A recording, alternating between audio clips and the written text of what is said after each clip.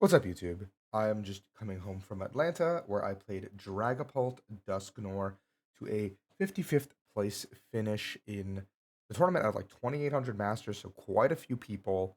Um, Definitely not the finish I wanted, but obviously in a tournament that big and a new format as well, it's a little bit unique.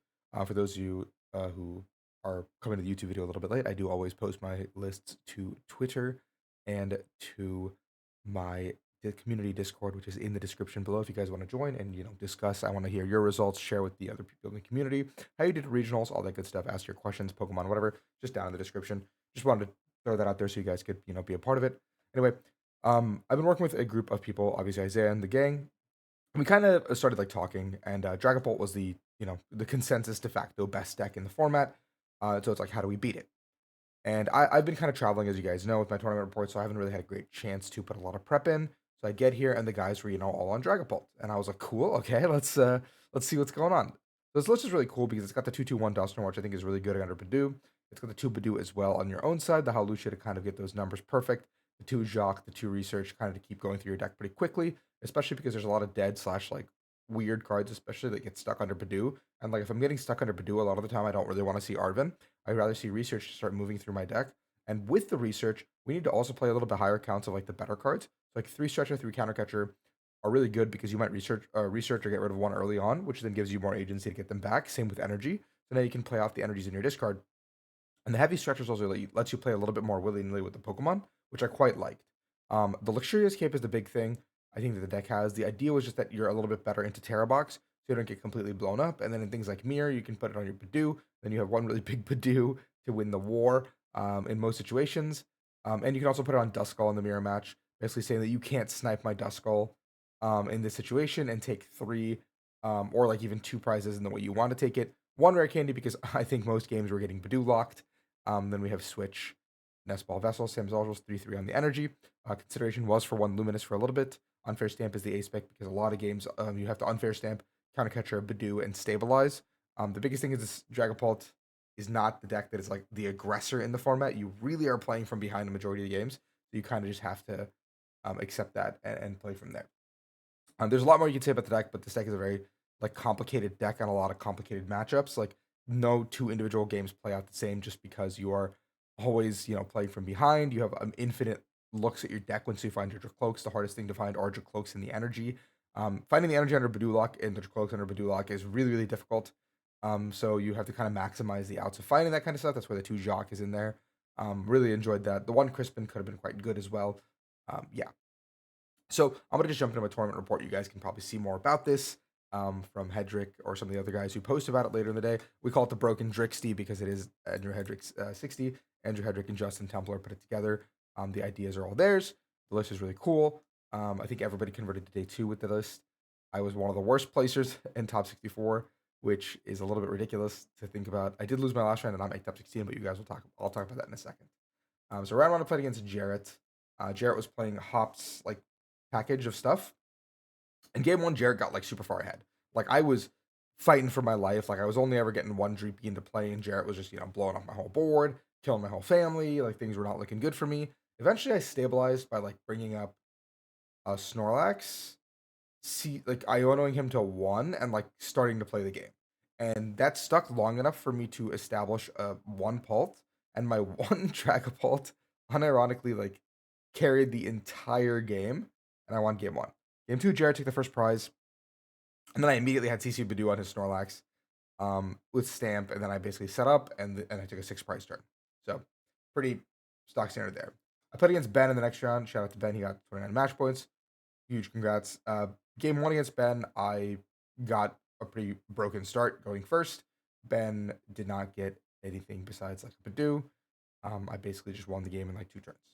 Game 2, it was really funny because we both opened double Badoo, but I drew to Duskull first, and it was really like we were both itchy pollinating, but I ended up like we both top deck Poffin, we both top deck Jock, but it wasn't doing anything.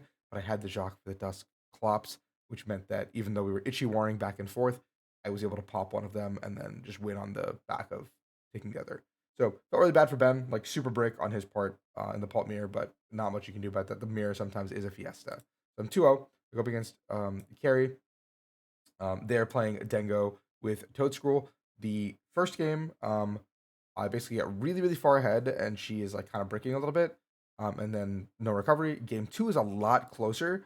Um, Carrie does draw out of my unfair stamp play, which is a little bit unfortunate because against Goldango you kind of have to have it stick because you attack on the same turn you unfair stamp, and then when you do that, then they try to blow up your pult, and if they can't blow up your pult, they usually lose there. She was able to blow up my pult, but I was able to respond in Iono, and then she wasn't able to come out of that situation. So I got kind of lucky in that second game, but I think I was definitely favored.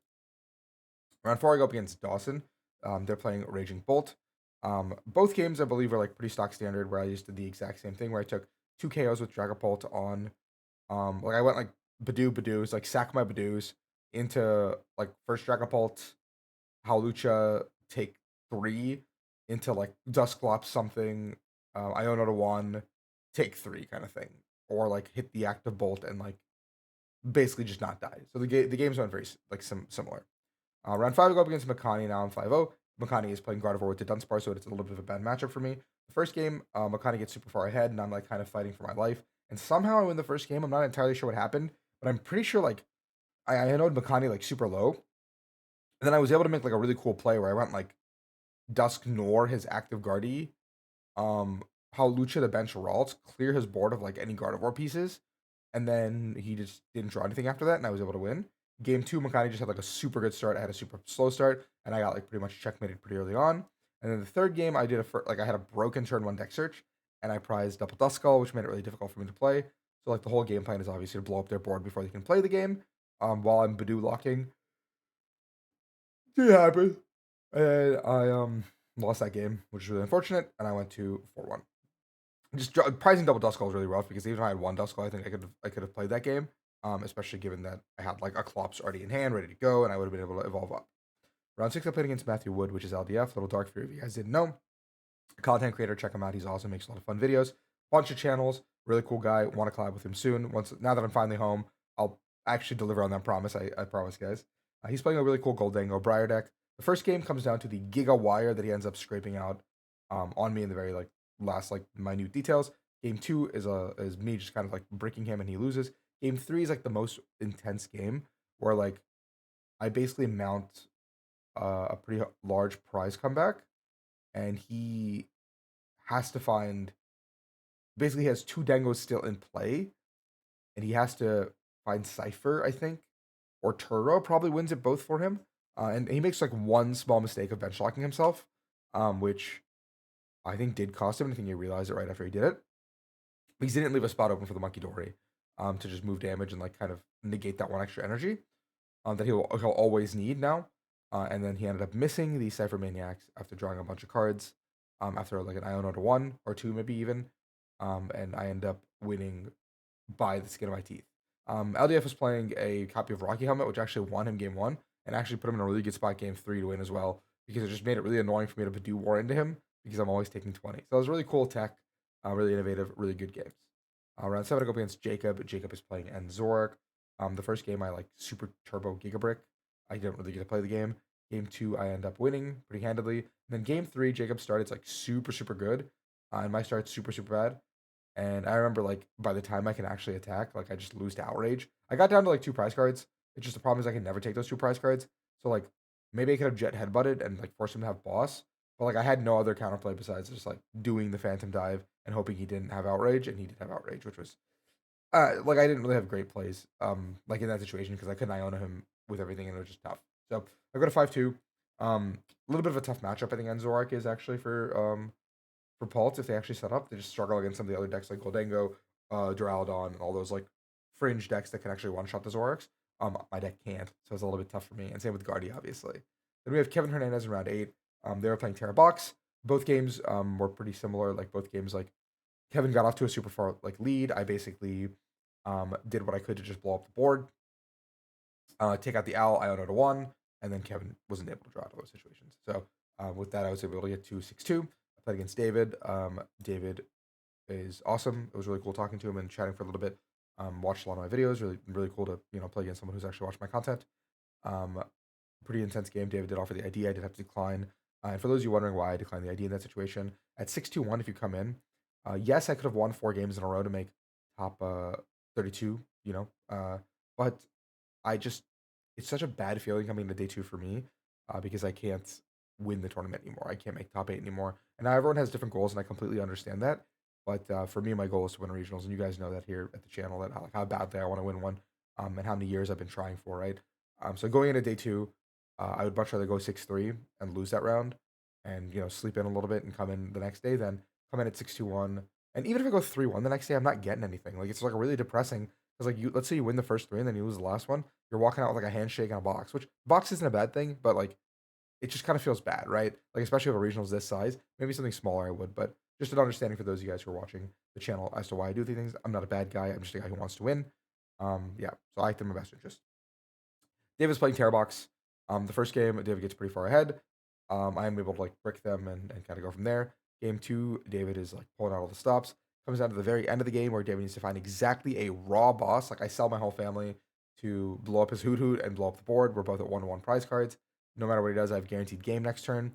I make a small misplay by not putting 2 damage counters on the bear because I have my own bear to work with. But it doesn't really matter because the fan already has 1 on it. He can't balance it. So David gets to see a ton of cards. He had a Pheasant, he had a Mew, a Fez, double TL Dance, and a couple of Nest Balls and stuff to thin through the deck as well. So he actually pretty good. I don't think pretty good odds is the right word. I think it's like 30 deck cards in the deck. And he ended up whiffing the singular boss for a game, and I ended up taking it. But I felt really bad in that game because in a round next to us, it had just concluded, and obviously a win-and-in situation was happening. The opponent that was sitting next to David ended up winning. I don't remember their name, and they started cheering really loudly while the other player was at the table. I'm just gonna add this in here because it was like a little bit of a disrespectful situation. And like, yeah, I get it. You made day two. I'm like really happy for you, but there is an active game going on with like serious people. Your opponent is still at the table. Like, sign the match slip, go off to the side, and then celebrate with your friends. Don't do it at the table. Your opponent just lost a heartbreaking win into day two. Like, have some tact, have some class.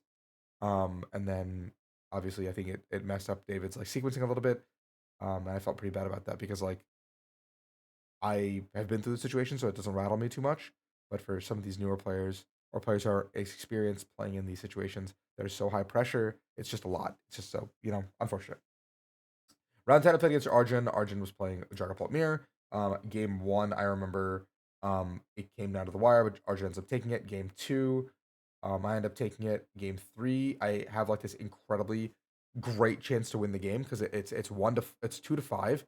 I preemptively pop a Clops to put 5 on his Pult to put it at 280. Pult has 280. There's a Badoo on the bench with 20, a Cloak on the bench with 30, and a Pult on the bench with 60. So I basically can lock up the entire game if I just find CC here because I can go CC up the other Pult, clean up Pult Badoo, go to 2 price cards. I own him to 1 at this point, and now he has to find basically the nuts to get out of the situation. Um, I guess it's just individually boss would have won him the game in this situation. Off an Ion to 1.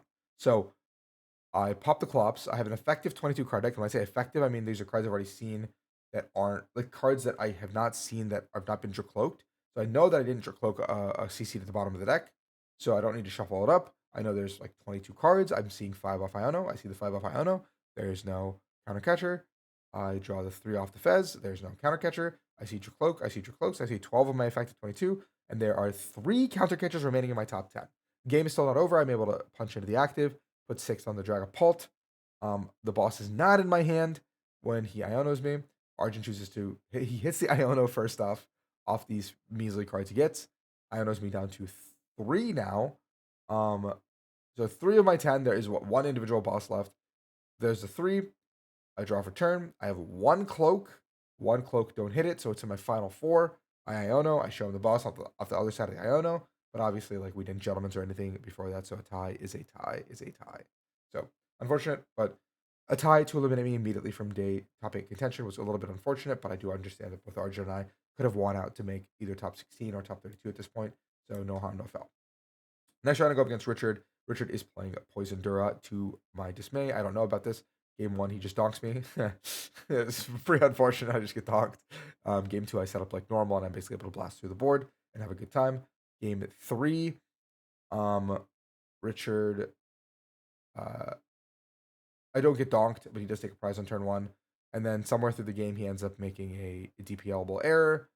I don't catch it. He doesn't catch it. Then he catches himself on it. Huge shout out to Richard. I probably wouldn't have caught it. And then because of that, I'm just able to boss up his Mew and win the game on the Mew and Petch. But either way, I had the Dusknoir in board state where like I could have just popped like on Squawk ability, basically take the Mew and the Squawk that turn, and the Petch is like a free prize that's sitting for the remainder of the game. So like I had game in two regardless. It just I wanted DPL. Next round I go up against Dre around 12. Dre is playing Pult as well. Both games, Dre gets like a better start than I do. Gets off to a pretty good start. We just end up going to the Badoo Wars. But both games play out pretty similarly, where Dre just can't really capitalize on my board. And he tells me after the match he's not playing boss, which is a little bit ridiculous for the mirror match and some of the other high pressure matches.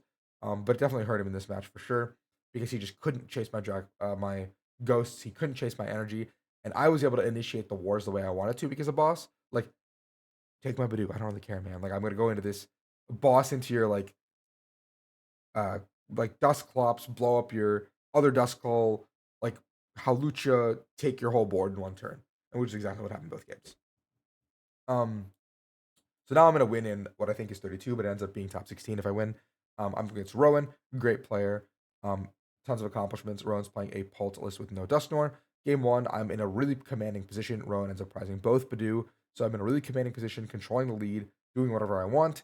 Problem is, I can't find Dusclops. So I end up not finding Dusclops long enough for him to wipe my board. And I'm put in a really tough spot where I can't do anything about it.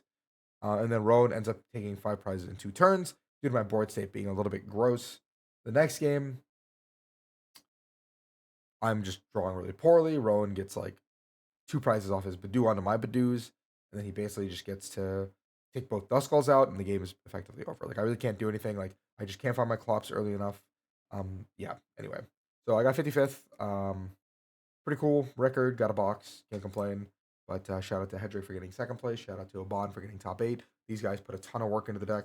I actually did absolutely nothing. So if you guys are wondering, like, questions should be directed to them. If they do masterclass or whatever, please, please, please, please support them. These guys are awesome players, and they definitely carried me here. Like I'm definitely like in like Unk status now, and I think the travel has been catching up, and I've definitely been very tired this last week, and I'm going to be pretty tired this upcoming week as well. So I'm really glad that these guys were able to carry me a little bit and give me a pretty broken list. And I'm excited. I had fun playing Dragon Pult. Maybe I'll play it again soon, but we'll figure it out from there. So thank you guys for watching. Hope you guys enjoy the content. Please like and subscribe. I'm always going to do tournament reports. I'm transparent with you all. So peace out.